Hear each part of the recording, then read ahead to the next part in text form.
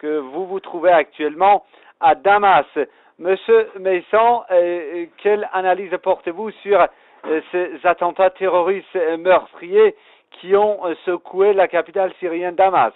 Il y a plusieurs éléments. D'abord, d'après les autorités, il s'agit de 2 voitures piégées conduites par des kamikazes pour essayer de forcer l'entrée du bâtiment que les gardes ont essayé de repousser en leur tirant dessus, mais qui ont semblé se fracasser sur les bâtiments en explosant.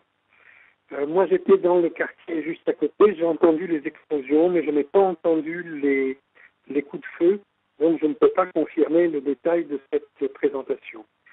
Si ceci est vrai, le fait que l'on ait recours à des kamikazes, évidemment, c'est une signature très particulière, puisque en dehors d'Al-Qaïda, on ne voit pas très bien qui ici sacrifierait des kamikazes pour ce type d'attentat.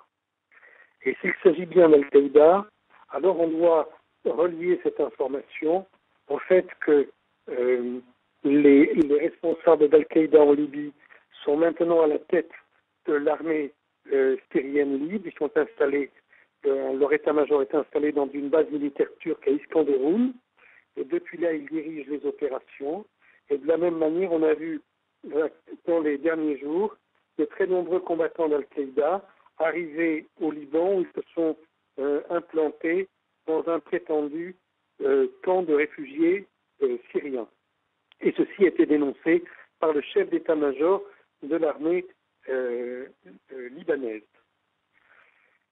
Le deuxième point, c'est que il s'agit évidemment à travers un attentat comme ça de créer le chaos, la confusion, la peur, de déstabiliser l'ensemble du pays.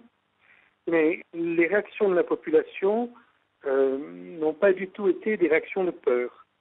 Quand il y a des attentats à la voiture piégée, sans kamikaze, mais des attentats à la voiture piégée au Liban, par exemple, à côté, la population se mure à l'intérieur des maisons, ne sort pas dans la rue.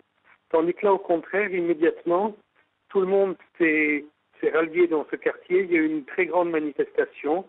Donc les gens ne se laissent pas intimider. Maintenant, que faut-il conclure du fait que l'OTAN soit passé du fait d'envoyer des commandos tuer des gens dans la rue à maintenant cette étape supplémentaire des voitures piégées avec des kamikazes? Je pense qu'on voit se développer maintenant dans ce pays ce qu'on avait vu préalablement sous l'autorité de John Negroponte en Irak ou sous l'autorité du même John Negroponte quelques années plus tôt au Nicaragua. C'est une technique qu'on connaît bien pour déstabiliser un pays et dresser les gens les uns contre les autres. Mais là encore, je ne suis pas sûr que ça va fonctionner. On voit qu'il y a une sorte d'escalade. Depuis 9 mois, les adversaires de la Syrie essayent technique après technique pour déstabiliser le pays et jusqu'à présent, ils n'y sont pas parvenus. Monsieur Mason, comment avez-vous évalué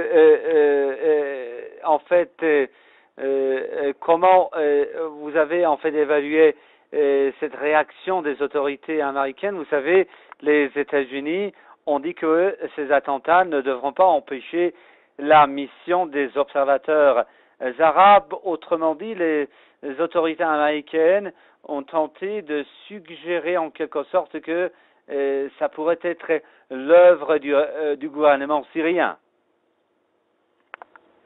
Et les autorités américaines vont plus loin.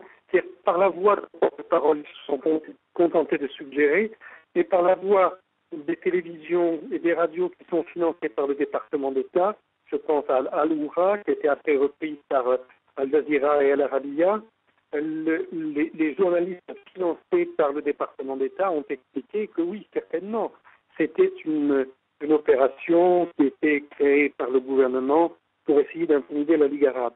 C'est évidemment complètement absurde, mais les États-Unis ne vont pas reconnaître qu'ils sont eux-mêmes impliqués dans l'ensemble de la déstabilisation du pays. Sur le fond, je pense que ces événements ne vont évidemment pas du tout empêcher le travail de la Ligue arabe, mais qu'on assiste à une tentative depuis 2 jours dans la presse anglo-saxonne pour nous expliquer que les observateurs qu'on avait réclamés à tort et à cri, ils devaient absolument venir en Syrie, et s'ils ne venaient pas en Syrie, ça prouvait que le gouvernement était criminel. Eh bien, à partir du moment où ils arrivent, on essaye de nous dire qu'au fond, c'est sans importance, ils ne verront rien, ils ne sont pas compétents, etc., etc. Donc, à l'avance, on cherche à nous expliquer que ces observateurs ne vont rien constater, donc il faut les discréditer au lieu d'accepter le fait que s'ils ne trouvent rien, c'est parce qu'il n'y a rien, comme on dit depuis le début. Autrement dit, M. Maitan, une dernière question. On peut dire qu'il y a là une volonté de ne pas permettre une solution négociée et pacifique à ce problème. Écoutez, non seulement il n'y a pas la volonté de trouver une solution négociée et pacifique, mais depuis le début, le problème est fabriqué par les États-Unis et leurs alliés qui ont infiltré ici des combattants qui commettent toutes sortes de crimes. Donc il y a bien sûr par ailleurs une opposition qui essaye de s'exprimer et qui a rencontré des difficultés au début avec le gouvernement. Aujourd'hui, cette opposition est invitée à participer à un dialogue national. La plupart des formations politiques qui ici ont accepté cela. Les seuls qui refusent, ce sont les gens qui se trouvent actuellement rassemblés à Tunis, mais qui sont les gens installés, formés, financés par les États-Unis. Et une dernière question, M. Maitan, comment t'expliquez-vous l'enlèvement des ingénieurs iraniens à Homs? L'enlèvement des ingénieurs iraniens fait partie d'un ensemble tout à fait cohérent. On a d'abord commencé par saboter le pipeline qui alimente en hydrocarbures la centrale électrique de la ville de Homs. Puis, on a forcé au retrait des ingénieurs canadiens de Petro-Canada qui s'occupaient de faire fonctionner ce système. Et enfin, on vient d'enlever les ingénieurs iraniens qui étaient responsables de la centrale électrique. De cette manière, on espère empêcher la ville de Homs de bénéficier d'électricité et étouffer son économie, alors que c'est la seconde ville du pays.